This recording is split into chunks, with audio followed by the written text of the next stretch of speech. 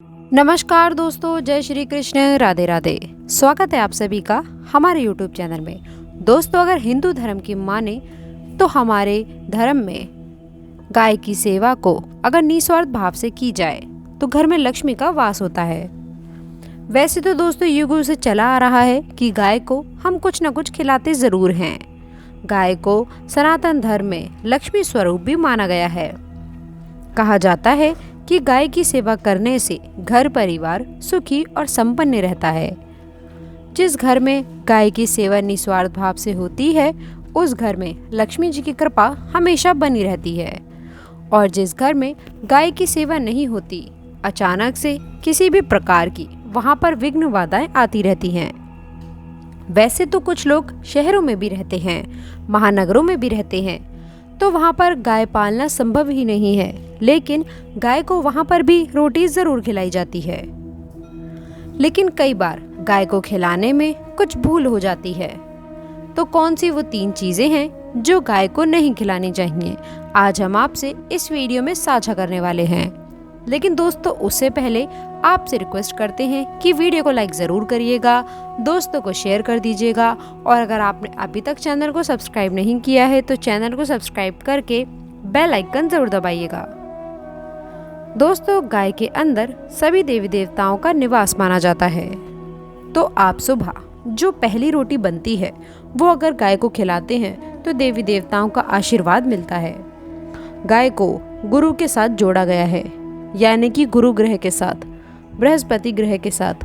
इसीलिए गुरुवार के दिन गाय को रोटी पर एक चुटकी हल्दी डालकर खिलाएं तो सुख संपत्ति, धन ऐश्वर्य बढ़ता है, दुष्ट ग्रह शांत हो जाते हैं। जो लोग मानसिक रूप से परेशान हैं वो गाय को रोटी पर थोड़ा सा गुड़ रखकर खिलाएं तो सकारात्मक ऊर्जा आती है, टेंशन खत्म होती है, स्वास्थ्य अच्छा रहता है। और अगर आपको लगता है कि आपके सभी ग्रह खराब हैं तो ऐसे में गाय को पहली रोटी रोज खिलाएं, सभी ग्रह धीरे धीरे शुभ हो जाएंगे। कभी कभी दोस्तों जीवन में लंबे समय से कोई शुभ मंगल कार्य नहीं हो रहे होते, तब ऐसे में आप गाय को रोटी खिलाएं, गाय के मस्तक को छूकर अपनी मन्नत कहें, प्रणाम करें, पैर छुएं तो आपकी मन्नत जरूर पूरी होगी। तो ये था गाय को आप क्या खिलाएं उसके बारे में। लेकिन दोस्तों, गाय को क्या नहीं खिलाना चाहिए अब हम वो जानते हैं जिसका आपकी राशि पर उल्टा प्रभाव बचने करने से आप बच सकते हैं। अब ये रोटी बासी बिल्कुल भी नहीं होनी चाहिए, यानी कि एक दिन पहले की जो रोटी बनी रहती है और आप दूसरे दिन सुबह सुबह खिला देते हैं, वो नहीं खिलानी चाहिए। कई बार आप रोटी बना लेते हैं और उस दिन गाय मिलती नहीं तो रोटी रखी रह जाती है, फिर वो अगले दिन गाय को खिलाने से गाय का अपमान माना जाता है, वो रोटी बासी कहलाती है। इसीलिए गाय को एक दिन पहले की बची हुई रोटी कभी नहीं खिलानी चाहिए।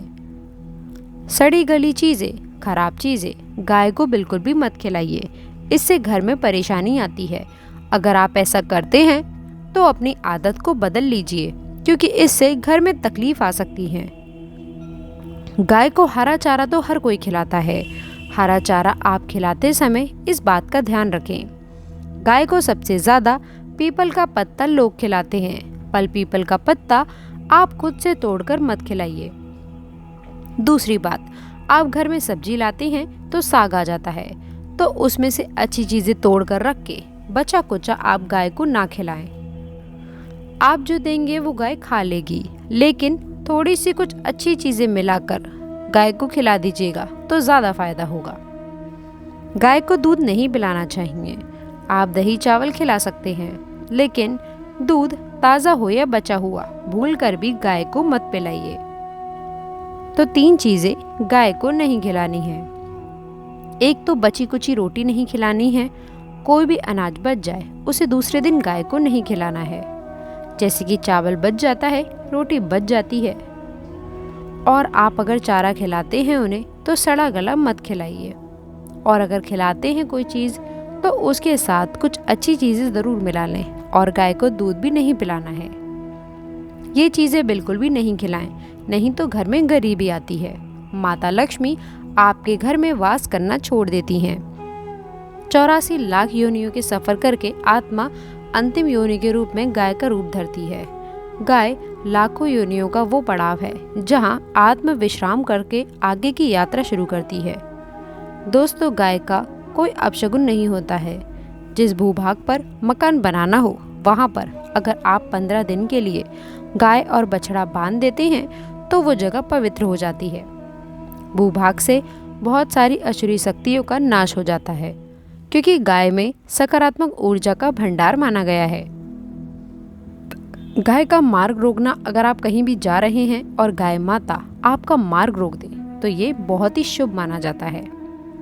गाय और बछड़े का दर्शन एक साथ आपको हो जाए तो आपकी सफलता का प्रतीक माना जाता है। अगर आपके घर के आसपास गाय घूमती रहती है तो इसका मतलब है कि आपके घर से काफ़ी सारे संकट अपने आप ही दूर होने वाले हैं और समृद्धि पूर्वक जीवन आपको मिलता है। गाय के समीप आप अगर जाते हैं तो संक्रामक रोग, खांसी, सर्दी, जुकाम आदि का ग्रेजुअली अपने आप ही बिना दवाइयों के भी नाश हो जाता है। अगर आपको गाय अचानक से पूंछ मार देती है तो ये बहुत ही शुभ संकेत माना गया है और काली चितकबरी गाय का ऐसा करना तो और भी ज़्यादा शुभ माना गया है। पंचगव्य जो होते हैं वो कई लोगों में लाभदायक हैं। पंचगव्य क्या क्या हुए? गाय के दूध, दही, घी, मूत्र और गोबर। इन सभी की शरीर के रोग निरोधक क्षमता को बढ़ाकर रोगों को दूर करने वाला माना गया है। ऐसा कोई रोग नहीं है जिसका इलाज पंचगव्य से नहीं किया जा सकता। दोस्तों, आज के समय में लोग गाय माता की पूजा करने की बजाय उनका सही उपयोग करने की बजाय उनको काट कर मार कर खाना ज़्यादा पसंद करते हैं। बुरा लगेगा शायद, पर ये सच है। और गाय को रोटी देने से न केवल सुख समृद्धि की प्राप्ति होती है बल्कि बरकत भी होने लगती है। अगर आप गाय को पाल सके तो अच्छी बात है, लेकिन आज के मॉडर्न युग में जहां लोगों की शायद खुद के घर में रहने की जगह नहीं है, ऐसे में गाय को रखना थोड़ा कठिन और महंगा हो सकता है। ऐसे में आप गाय को रोटी दें। कम से कम रोटी दे करके आप सुख समृद्धि को प्राप्त कर सकते हैं। आपके घर में बरकत होने लगती है। हमारे बुजुर्ग हमेशा से कहते आए हैं कि गाय को रोटी खिलानी चाहिए, लेकिन समय स्थिति के चलते गाय की सेवा हर कोई नहीं कर पाता। लेकिन कम से कम रोटी तो आप खिला सकते हैं। अगर रोटी भी नहीं खिला सकते, जैसे कि काफ़ी सारे जो हमारे भाई बहन मलेशिया वगैरह में, लंदन वगैरह में बैठे हैं, उनको गाय नहीं मिलती है। वो पूछते हैं कि हम कैसे गाय सेवा करें। आप ऐसा कर सकते हैं कि आप गाय के नाम के पैसे निकालते जाएं और फिर आप चाहें तो कभी इंडिया आएँ तो आप गौशाला में दान दे दें, या फिर आप चाहें तो वहीं पर किसी गरीब को गाय के नाम की रोटियां खिलाएं। किसी भी अनाथ आश्रम में चले जाएं, किसी वृद्ध आश्रम में चले जाएं, किसी भी दूसरे सफ़ेद पशु को आप भोजन कराएं। ये भी आपके लिए बहुत अच्छा होने वाला है। कम से कम रोटी ज़रूर खिलाएं। हमारे देश में कई जगह देखा गया है और कई लोगों का प्रश्न आता है कि हम झूठी रोटी गाय को देते हैं, क्या ये सही है या गलत है? हम झूठा खाना, बचा हुआ खाना गाय को खिलाते हैं, यानी कि जो बच जाता है वो गाय के हवाले कर दिया जाता है। तो आपको बता दें कि दोस्तों, रामायण काल में गाय माता को एक श्राप मिला था। उसी की वजह से आज उनके साथ ऐसा हो रहा है। उसी श्राप की वजह से गाय माता में देवी देवताओं का वास होने के बाद भी उनको झूठा खाना पड़ता है। यहाँ तक कि पॉलिथीन्स भी खाती हैं, हालांकि ये किसी भी लिहाज से सही नहीं है। आपको बता दें, वाल्मीकि रामायण में सीता द्वारा पिंडदान देकर दशरथ की आत्मा को मोक्ष मिलने का संदर्भ आता है। जो लोग जानते होंगे वो जानते हैं कि वनवास के दौरान भगवान राम, लक्ष्मण और सीता पितृपक्ष के दौरान श्राद्ध करने के लिए गयाधाम पहुँचे। वहाँ श्राद्ध कर्म करने के लिए ज़रूरी सामग्री जुटाने राम और लक्ष्मण तो चले गए और सामान लेकर नहीं आए। इधर दोपहर हो गई, पिंडदान का समय निकलता जा रहा था। सीता माँ घबराने लगी। तभी दशरथ की आत्मा ने पिंडदान की मांग कर दी। अब गया जी के आगे फाल्गु नदी में अकेली सीता जी मुश्किल में पड़ गईं। उन्होंने फाल्गु नदी के साथ वटवृक्ष, केतकी के फूल और गाय को साक्षी मानकर बालू का पिंड बनाया और स्वर्गीय राजा दशरथ अपने ससुर के निमित्त पिंडदान कर दिया। थोड़ी ही देर में भगवान राम और लक्ष्मण जब लौटे तब उन्होंने कहा कि समय निकल जाने के कारण मैंने पिंडदान कर दिया। बिना सामग्री के पिंडदान कैसे हो सकता है, इसलिए राम जी ने सीता माँ से प्रमाण मांगा। तब सीता माता ने कहा कि जो फल्गु नदी की रेत है, केतकी के फूल हैं, गाय है और वट वृक्ष हैं, जो मेरे द्वारा किए गए श्राद्ध कर्म की गवाही दे सकते हैं। इतने में फल्गु नदी, गाय और केतकी के फूल तीनों इस बात को मुकर गए। उन्होंने कहा, सीता माँ झूठ बोल रही हैं, सिर्फ वट वृक्ष ने सही बात कही। तब सीता जी ने दशरथ का ध्यान करते हुए उनसे ही गवाही देने की प्रार्थना करी। दशरथ जी ने सीता माँ की प्रार्थना को स्वीकार करके घोषणा की कि एंड वक्त पर सीता ने मुझे पिंडदान कर दिया। इस पर राम आश्वस्त हुए, लेकिन तीनों गवाहों द्वारा झूठ बोलने पर सीता जी उनसे क्रोधित हो गई और उन्हें श्राप दिया। फल्गु नदी से कहा कि जा, तेरा नाम सिर्फ नदी रहेगा, लेकिन तुझ में पानी कभी नहीं रहेगा।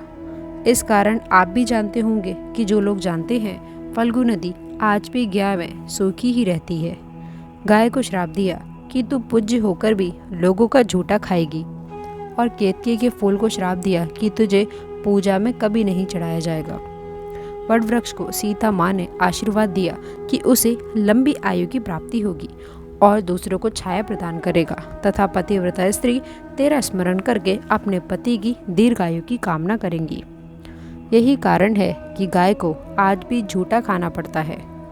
केतकी के फूल को पूजा से निषिद्ध बताया गया है। फल्गु नदी के तट पर जल नहीं है। सीता कुंड में पानी के अभाव में सिर्फ बालू या रेत में पिंडदान किया जाता है। दोस्तों, शास्त्रों के मुताबिक गौ माता में सारी देवताओं निवास करते हैं। 33 कोटि देवी देवता और पितृ का निवास होता है। अगर आप भी किसी मंदिर में नहीं जा सकते, पूजा पाठ नहीं करते हैं, कहीं जाकर के ग्रह दोषों का उपाय नहीं कर सकते, तो आपको गाय को एक रोटी ज़रूर खिलानी चाहिए। तो दोस्तों, आशा करते हैं कि वीडियो में दी गई जानकारी आपको पसंद आई होगी। वीडियो अगर अच्छी लगी हो तो वीडियो को लाइक करिएगा, अपने दोस्तों के साथ, मित्रों के साथ शेयर करिएगा, और अगर आपने अभी तक चैनल को सब्सक्राइब नहीं किया है तो चैनल को सब्सक्राइब करके बेल आइकन ज़रूर दबाइएगा, ताकि आने वाली नॉलेजेबल वीडियो आपको सबसे पहले मिले। तो दोस्तों, मिलते हैं अगली वीडियो में। तब तक के लिए गुड बाय, और अंत तक जुड़े रहने के लिए आप सभी का बहुत बहुत धन्यवाद।